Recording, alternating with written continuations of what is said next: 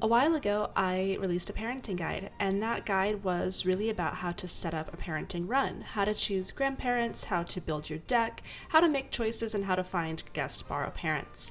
That guide got a lot of attention, and a lot of people asked a little bit more granular questions about how to actually construct a parent run itself. So I decided to make another guide about it. I was going to do just a full playthrough, but I thought that doing an outline of what a playthrough should look like would be a little bit more beneficial, and then I will pair this guide with a parenting playthrough tomorrow or the day after tomorrow is when I'll release that. So let's talk about actually how to do a parent run. There's three main pillars of parent runs: how to optimize them and how to make them the best they can be. The first pillar is going to be a stat goal. What stats are you trying to hit in your parent run? The second is going to be your skill goals. What skills are you getting? What skills are you trying to spark? And how can you increase your chances of sparking any particular skill? And the third is going to be your race goals. What kind of races do you need to run? How are you running races? And why are you running races? So we'll go ahead and go over all three of those in this video, and by the end of the video, you'll be able to come away with it with a good idea of how to construct a parent run and what your various goals are within each parent run. So let's talk about stat goals. This screenshot is taken from GameTora, and it talks about the statistical probability of sparking any blue spark of any stat. So first what happens is the game will look at all of your stats and take a random stat. So this is a 1 out of 5 chance to be any particular stat. So before any other calculations are made, you're looking at a 20% chance of any particular stat being chosen. Now, when that particular stat is chosen, then it looks at the value of that stat. So if that value is less than 600, you have a 90% chance of that stat being a 1 star. This is why we get so many 1-star gut sparks, right? If it's between 600 and 1100, you have a 50% chance for a 1 star, 45% chance for a 2 star, and a 5% chance for a 3 star. And if it's over 1100, you have a 20% chance for a 1 star, 70% chance for a 2 star, and 10% chance for a 3 star. Now let's talk about what the best stat distribution is for getting any specific spark. So we're going to assume a realistic stat capability. Usually this means that we're either going to get 4 stats at 600 or greater, or we're going to get 3 stats at 600 or greater, with 1 stat being 1100 or greater. Now these are 2 different ways of building a parent, and it really just depends on what your overall goal is to decide which one is better. So this slide is looking at 4 stats of 600 or greater. Each 600 to 1100 stat has a 50% chance to spark 2 stars or higher, and there's 5 total stats. So when we break this down, this means that ultimately, if we run this stat line, where we have 4 stats at 600 or greater, we have a 42% chance to have a 2 star or greater blue spark. However, this method also has no stat targeting outside of the dead stat. So outside of the stat that is an X, which is a stat that we're not caring about and we're not trying to get, this method has no particular stat that it's trying to get over other stats. This is just saying, I want the highest probability of getting a 2-star blue of anything except for whatever your dead stat is here. Now, let's look at the other stat ratio. So a 600, 600, 1100, nothing, nothing stat spread. The 1100 stat has an 80% chance to spark a 2-star or higher. It's a 70% chance for a 2-star and a 10% chance for a 3-star. And there's 5 total stats. So if we do the math here, then we actually have a 40% chance to have a 2-star or greater spark. This means that if we want to do a 600, 600, 600, 600 distribution, that is actually going to give us a slightly higher chance of not getting a 1-star spark. But if we do a 600, 600, 1100, nothing, nothing distribution, we are going to have a slightly lower chance of getting a 2-star or higher spark. However, we are going to have a higher chance of getting a 2-star or greater of the specific stat that we're targeting. So we have with this all the 600s, we have a 10% chance of getting any 600 stat at 2+ stars. With 1 1100 and 2 600s, we have a 16% chance of the 1100 stat getting a 2+ star. So that's a 6% chance increase. So if you are targeting a specific stat, for example, in our Sprint CM, having power spark parents was really important. And so if you wanted to target power specifically, you could go ahead and do a 600, 600, 1100, nothing, nothing stat line goal, and try to specifically target power at the expense of having a little bit less of a chance of getting a 2-star or greater spark in general. Also, I do think that there is a little bit more difficulty of getting a 600, 600, 1100 spark, especially if it's on an UMA that doesn't naturally have a 20% growth where that 1100 is. You can be a little bit tricky, and if something goes wrong in the run, you might not be able to get 1100, in which case, if you miss your 1100, you're going to be at a 600, 600, 600, nothing, nothing stat line. That is going to definitely worsen your chances of getting a 2-star or higher. So you have to kind of weigh those together. So here's the TLDR of those stat lines. The 600 times 4 has a 42% chance for a non-1-star blue and a 10% chance for a non-1-star blue of each individual stat. However, the 600, 600, 1100 build has a 40% chance for a non-1-star blue and a 16% chance for a non-1-star blue of the chosen stat. And you can see the two stat lines that I have compared here. These are both parent runs that I've run on my account, aiming for different goals. Now let's talk about skills. So taken from Game Tora, at the end of your career, every normal rarity skill, G1 race that you win, and the career itself, like the Ura Finale or the Unity Cup, has a 20% chance of generating a white spark. A double circle skill, such as Firm Conditions that you might get twice, has a 25% chance, and a rare skill, if you have the gold version of the skill, it has a 40% chance of sparking that white version. So for example, if you have Swinging Maestro, you have a 40% base chance of sparking Corner Recovery. So similar to the blue sparks I was talking about, it will first roll to see if you spark that skill at all. And when you do, it rolls again for a probability of what number of stars that spark is. So the chance for a 1-star is 50%, 2 stars 45%, and 3 star is 5%. The chances of these stars will increase if your UMA is at least SS rank, but that's not really something that most of us can be concerned with at this point in time. Now that's kind of the base rules, right? However, there's roughly a 2.5% increase in white spark chance from each legacy that has that white spark. And if your UMA has the gold version of the skill, this is increased further to a 5% chance. So this means that if your UMA has Corner Recovery and they have one parent that has Corner Recovery, then their chances of sparking Corner Recovery become 22.5% rather than just 20%.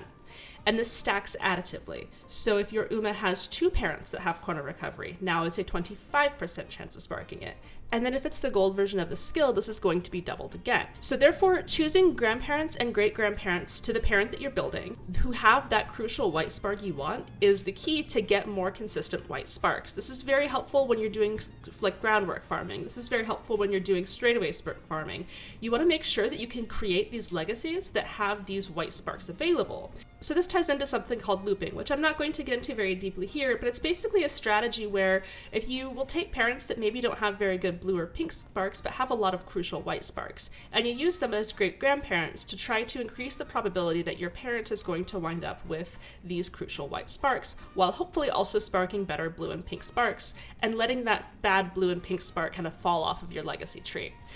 It's not something that I'm going to get into here, but it is something that you can do if you do have a lot of time to invest into parent farming. And the source for this information is the Crazy Fellow Parenting Guide, which I will link in the description. It's a great guide for really understanding the nitty-gritty of exactly how parenting works, exactly how Affinity works, exactly how, skill inheritance and spark inheritance works. I would highly recommend reading it if you would like to get some further information on this. So here's some tips for getting good skills. So you always want to try to run cards that guarantee these crucial skills, such as the Smart Falcon for groundwork, Air Shakur for straightaway spurt, or King Halo for UMA stand. All three of these cards have these skills in their event chains. So as long as you can get these cards event chains, you will always be able to get these skills on your parent. Usually double circling is not going to be worth the SP unless it's a very crucial skill for some reason, but I can't really think of any skills that you would want to spend the SP to double circle on given the amount of SP that you get in the game. Buying a gold skill will increase your chances of sparking tremendously, but it's really only worth the SP if it's a crucial gold skill. I probably wouldn't buy a skill like It's On because Ramp Up, while it is pretty nice, is not really what I would consider to be extremely crucial. It's a decent mid-race skill, but it's not something that I would want to spark so badly that I would give up the chance to spark an additional skill on top of it. So I put taking the lead here as a gold skill that I do think is worth the SP to buy, because one, it is a pretty cheap skill, and two, if you are doing a front runner build, you are very constrained for SP, and being able to spark early lead would be really helpful in getting the additional hints you need to reduce your SP costs overall. So now let's talk about race goals. Winning races will increase your affinity between your legacies. So you get 1 point for every shared race between your legacy trees. Later on, this is going to be changed to be 3 points per G1 only. So this will incentivize us on Global to only really care about G1 races, both because it will eventually be the only thing that can increase affinity, and also because G1 races can spark white skills. So when you do a bunch of G1 races, you'll be putting more white race sparks into the pool, which can spark crucial skills such as standard distance, or it can give you additional stats such as power and speed. Additionally, doing races just gives you more SP to buy more skills, which is very important on a parent run. You want to get as many skills as possible so that you can just layer on all of those white sparks. I will say this is very crucial. This comes up a lot. Winning the same race multiple times does nothing. You do not care to do the Yasuda Kinen in your senior year if you've already won the Yasuda Kinen. It doesn't increase the chances of sparking the white skill, and it also doesn't increase your affinity. It doesn't add to itself. It's just a wasted turn if you have already won the race. So you only want to run the same race twice in a career if you lost the first time. And so here is an example of a G1 race reference. So this comes with the caveat that there are a lot of days where there are multiple G1 races at the same time, such as in early December in the junior year, you do have the Asahi High Futurity Stakes, but then there is also the Hanshin Juvenile Phillies Stake, G1, which is also a mile race. So I just made a quick schedule of all of the G1s that I could run. This is based off of Seiyan Sky's career. You can see that she does run the Arima Kinen twice, and she runs the Kikukasho in late October. But you can see here that you can layer different races in different years that happen on the same day, such as late November has both the Mile Championship and the Japan Cup on both years. So in one year you run one, and the other year you run the other one. Or if you lose it, you can run the same one again if you think that you might win it this time. Now this is also very conditional based on the Uma's own aptitude. For example, Seiyan Sky has a very poor dirt aptitude, so I would not be running the February Stakes or the JBC Classics or the Champion Cup on her, but I would definitely be running something like the Osaka High. So you really just want to find kind of the schedule that you need, and it's really, really useful to make an agenda with that schedule so that you can just pull it up every single time. So when we're looking at affinity from affinity trees, I actually made an error early on in my parenting where I assumed that race affinity, the extra affinity that you get from running races, was all-encompassing. I thought that if I ran the same race on Agnes Digital, Marzensky, and El Condorpasa, I would get a total of a +3 race affinity. And that's actually not true. So this is going to be more on individual lineages. So the game actually looks at relationships between grandparent to parent, grandparent to parent, grandparent to parent, grandparent to parent, right? So if El Condorpasa and Seiyan Sky ran 6 of the same races, they would get that additional 6 bonus. If Marzensky and Seiyan Sky ran, 5 of the same races, they would get 5. And let's say this is 4, and let's say this is also 4. So you're actually only getting this amount, right? You're not getting all-encompassing. It's just directly from one Uma to another Uma.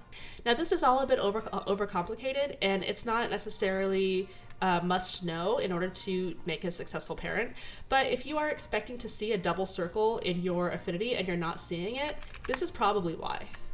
So just really quickly, let's talk about pink sparks. Pink sparks are going to be a spark that your Uma does at the end of the career, and this spark is going to be randomly chosen between any of your aptitudes that are currently A. This means that if you get an inheritance during your run that brings your aptitude to A, that aptitude is then entered into what's called the pool of the sparks that this pink spark can spark from. So here I have Seiyan Sky's natural affinities as an example. On the top example, you can see that she only has 4 A affinities, which means that there's a 25% chance of getting any A affinity to spark.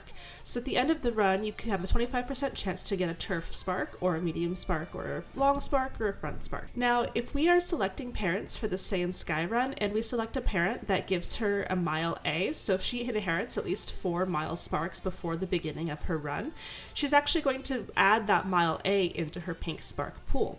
So this is going to be instead a 20% chance of getting any of those A affinities to spark because the mile is now in that spark pool. However, if we do something else and give her maybe 1 mile spark, which gets her mile to B, she still has a 25% chance of getting any A affinities to spark, but now mile G1s are going to be a little bit easier for her to win.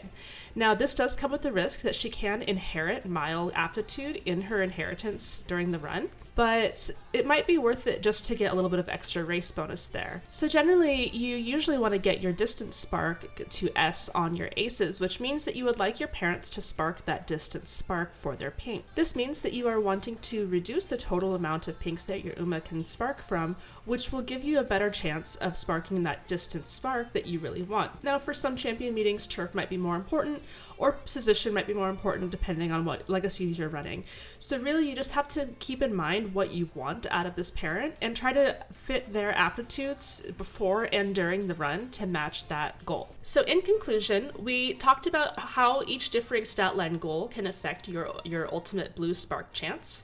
We talked about how to get crucial skills on your parents, and then we talked about all the races that you need to win. So this is a quick overview of all of those components put together, and tomorrow I'm going to upload a video of me doing a parent run that goes through all of these different criteria and shows you my methodology on how I make this possible. Thank you guys so much for watching, and I hope that this was helpful. Bye-bye.